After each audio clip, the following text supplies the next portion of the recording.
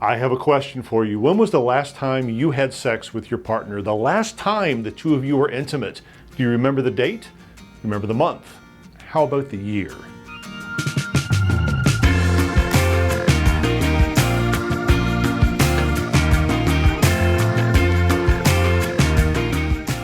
Hi, my name is Rick Higgins. Today we're going to talk about sex, or more technically, the lack thereof. Now, a 1994 study showed that 15 to 20% of married couples were in a sexless relationship, and sadly, subsequent studies have pretty much confirmed that.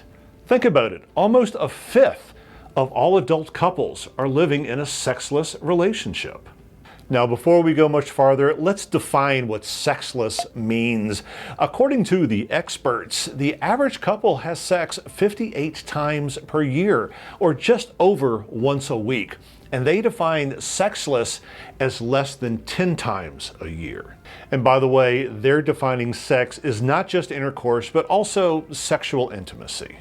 Now, we also have to touch on and address, we're not talking about when you're in a new relationship and all of a sudden you're having sex multiple times per day, and then 6 months, a year later, you're down to having once a week. That's not what we're talking about here. That's normal. That's fairly common for relationships. You have to have time to get into your groove, to understand what the frequency, what each partner really needs out of the relationship. No, we are talking today about a real problem when sex ceases to exist, when intimacy just disappears. So is sex even important? Is it like, I don't know, not being able to play your weekly tennis game, or maybe that, your partner is allergic to cats, so no longer can you have Tabby running around the household? Well, yes, sex is indeed extremely important. 70% of all divorces listed a lack of sex as one of the causes. And while it is possible to have a sexless and happy relationship, a happy marriage, it does require effort and work from both parties, because there could be and will be a lot of underlying problems and issues that need to be constantly addressed, and both parties need to take responsibility. If both want to have a sex-free relationship, then they have to acknowledge that and work on it constantly. Now, sex is more than just sex. It's reaffirmation. It is feeling good about yourself, feeling wanted, feeling positive. And without it, we can feel humiliated, vulnerable. We can feel very, very much alone. Now, as with most things relationship, one of the biggest tools you have is communication. And that could prove difficult because you're going to have to admit rejection. You're going to have a discussion where the result may very well prove that your worst fears are going to come true.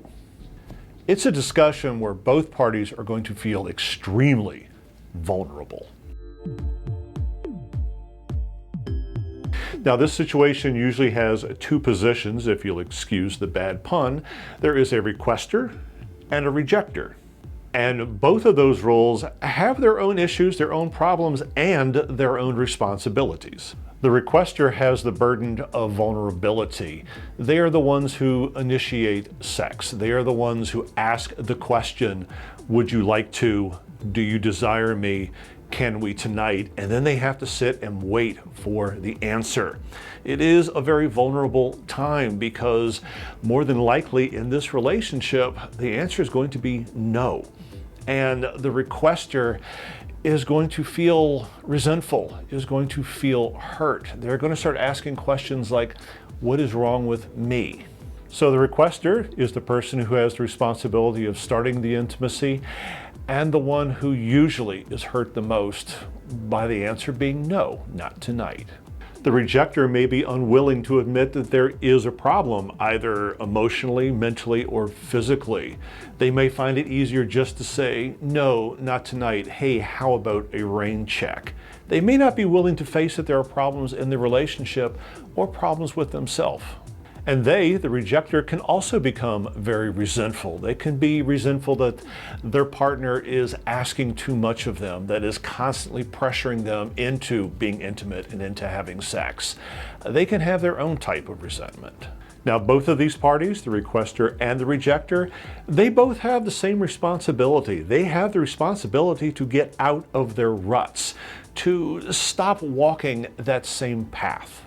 Because isn't the goal to not be just roommates, but to again become spouses, partners, lovers?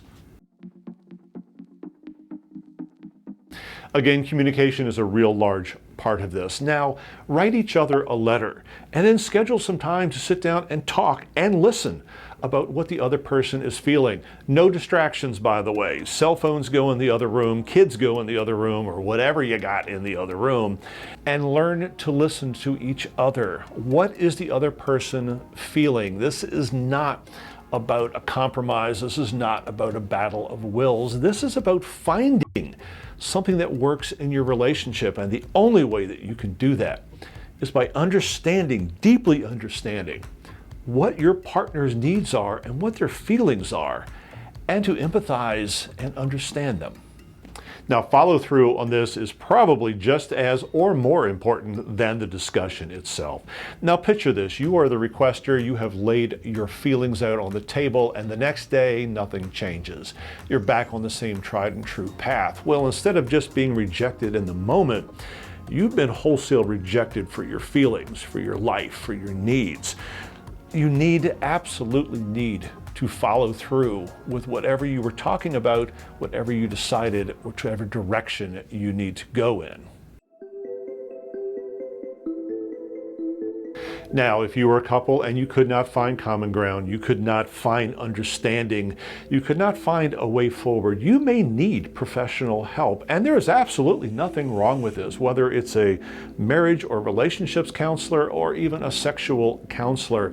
They have some thoughts. They have seen things that you have not seen before. They may give you exercises to try, both physical, mental, and emotional. But they're going to have insight, and they're going to be a third-party, non-judgmental referee, if you will. There is nothing wrong with this, and if you can't resolve it yourself, or if you find yourself trying to resolve these things as a couple and you're just not making the progress, really think about involving a professional third party. Now, regardless of how you do this, whether you do it yourself or use a professional counselor and you work on the how are you going to get back onto a sexual track? You need to also consider the underlying whys. Is the why a health-related issue? If so, you need to get that looked at first and foremost, because it has so much more impact, not just on your sexual health, but on your health. And until you get yourself super healthy, you may have trouble finding yourself sexually healthy. You also need to look deeply into your relationship. Why is this happening? Is it perhaps a relationship issue? Are there power struggles? Are there conflicts?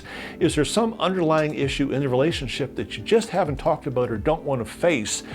And the symptoms, the result of this is a lack of sexual intimacy. So one problem begat another problem.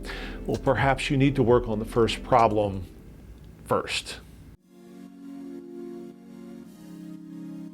Now, a no-sex relationship can truly make your heart hurt. It can make you hesitant to even casually touch your partner. It can make you feel disconnected. It's probably almost certainly going to result in really detrimental problems to your relationships, perhaps even ending in separation and divorce. You need to commit to making this a priority. It hasn't been on your list for a long time. Obviously, it has fallen to the bottom of the list and then it fell off it completely. Put this on the list and move it right to the top. Your relationship is important to you both in order to be able to support each other, in order to have that healthy relationship. You need to work on all aspects of it, and sexual health is incredibly important. Don't let it slide. Don't let it slip. Don't put it off on the list with buy shopping, do this later. You need to take care of this now. Because remember, together you are a team. Together you can work out problems. Because the entire goal of this, the entire end game, is to be together. And with that, I wish you happiness and health, and we will talk to you next time.